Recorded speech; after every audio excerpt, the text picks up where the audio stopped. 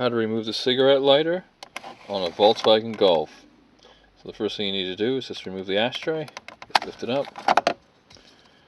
That exposes the screw down there. So it's a Torx T20.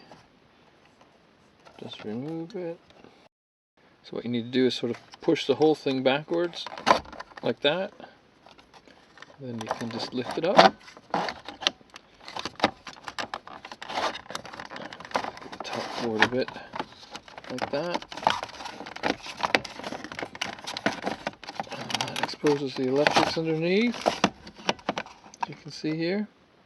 So just pull off that connector there.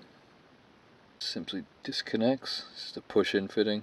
To disconnect the electrics, you just push that tab down. So push it down, push it away, and it's all disconnected.